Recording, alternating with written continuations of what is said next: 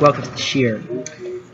We begin a new chapter today, chapter 37 in the Tanya, where in the last chapter, the Alter Rebbe explained the implications, what it implies when our sages say, that Hashem wanted a dwelling place in the lower worlds.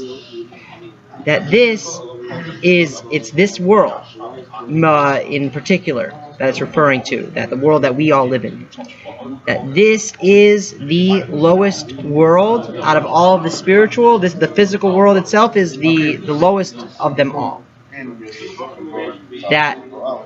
it's expressed in the way that that God's light is hidden from it completely, more than all of the other spiritual worlds combined. And it dwells in this world a doubled upon doubled darkness. And in this world itself, where that darkness is, God wanted that he should take pleasure in it through the switching of the darkness of this world to light. That it should shine in this world the infinite light of God without any concealments or garments. And in the revelation, it should be more than in all of the higher worlds. And that's what actually happens. That when we do Torah mitzvahs in this world, there is a higher revelation of God's light in this world than in all the other spiritual worlds, which for themselves is like this world is without Torah mitzvahs is the lowest, without any with most concealments. But through Torah mitzvahs we get higher than all of the spiritual worlds.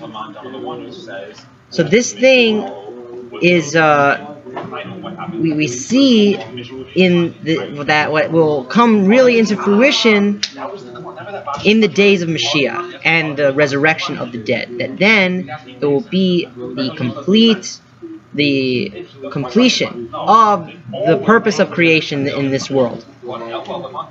For we see that everything from the beginning was with this intention, that there should shine the light of God in complete revelation, until the very extent that even the 70 nations of the world will see godliness. And so we begin the new chapter. The completeness, ultimate purpose of this being the coming of Mashiach and the resurrection of the dead. This is the revelation of God's light in this physical world. This is all that it is dependent on our divine service through the time of exile. That the revelation that was at the time of the giving of the Torah comes, as we said before, as an arousal from above. That's how it came. That it wasn't through the divine service from below. However, the revelation of light that will be in the time to come, this is dependent on our divine service and our good deeds in the time of exile.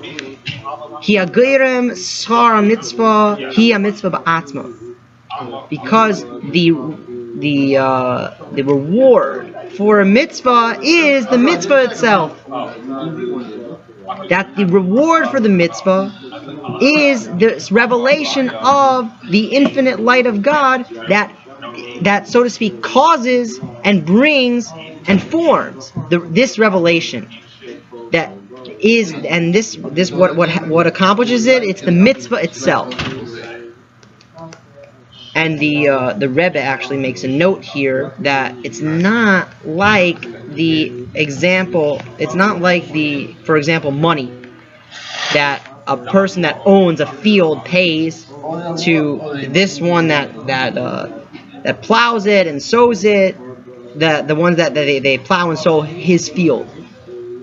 that the one that's sowing it is not like giving out the money, but it's not. This is not so in our situation that the mitzvah makes the reward itself. Right, when the guy is plowing the field, that's not making his reward. He's doing it all for a payment in the end. But when we do a mitzvah here, that action is the reward itself. It's not just like sowing a field. Because when we're doing the mitzvah, we draw down a revelation of the infinite light of God from above to below. To be enclosed in this physical world. That something that was before under the rulership of Klippas Noiga, the type of physicality that is neutral in this world. It could either be used for good or bad, but as it stands, without it doing a mitzvah, it covers over the godly spark that is in it. But when there's something that we use a mitzvah for, that physical object, we unlock that godly spark in it. Because klippa means shell in Hebrew, and when we do a mitzvah with that object, we break the shell and unleash the godliness within it. There should be draw down a revelation of God's infinite light in the physical object, because every single physical thing that is permissible to receive life force, that is permissible to use, it receives its life force from this klippas noiga, and it's given over to its rule. As it was explained in the previous chapters, this whole concept was explained in previous chapters of the Tanya. That this klippas noiga, that this shell that covers over the godly sparks, shehem kol devarim atohirim mutarim shenaisis behen hamitzvah maisius. These are all of the essentially pure things, and they're permissible to use. They can be used to do a mitzvah. Kugun, for example, and we bring a example, as the Rebbe says, from the animal kingdom, the plant kingdom, and the mineral kingdom. That we say the klafat tefillin, mezuzah, v'sefer Torah, the parchment for tefillin, mezuzah, and a Torah scroll. That the parchment receives its life force from this klippas noiga, and through its switching over to the mitzvah of tefillin, when you use that parchment to do a mitzvah with it, or to make a mezuzah, for example, or a Torah scroll, we draw down in that same piece of parchment the revelation of God's infinite light that is drawn down through the mitzvah. And it's forced to say that this thing, in it becomes that the mitzvah was done with it becomes pure and permitted to use. Ukamai Rabbi saying is going to bracha loy hukshar limlechas shemayim ela tohirim umutarim b'ficha. That our sages of blessed memory say that it wasn't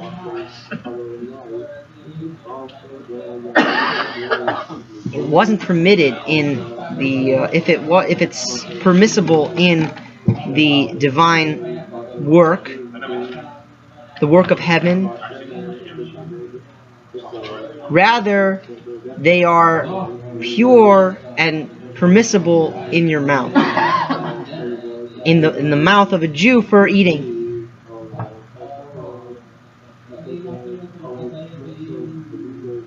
That it was that something that the sages say.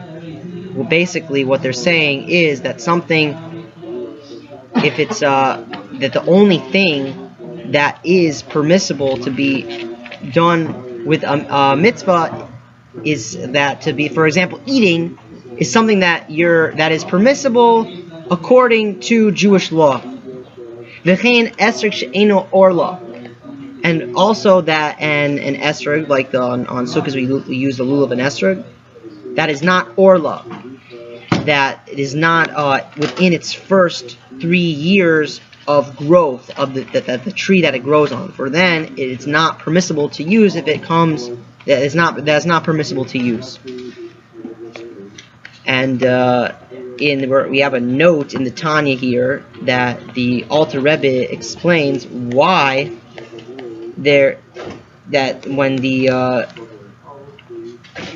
why an esrog is not used for a mitzvah if it is still in its orla state, if it's in 3 years of the tree that it's not permissible to be used. Sha'orla hi mishalas klippus tameis legamre she'ein lahem aliyah lo'elam. Because if a person picks an esrog off of an orla tree, it is part of the 3 impure klippas that it cannot be elevated forever. Meaning this type of shell, so to speak, that covers over the godliness in the orla esrog, it cannot be elevated in any way. It's completely, you cannot break the shell to unleash the godliness in it. That the orla it cannot, like we said, is not able to be elevated at all to holiness. And this is why that even everything that is something that receives its life force from these 3 impure klippas, they are not able to elevate themselves to holiness. And even when they are done a mitzvah with them, as written in the Eitz Chaim, in the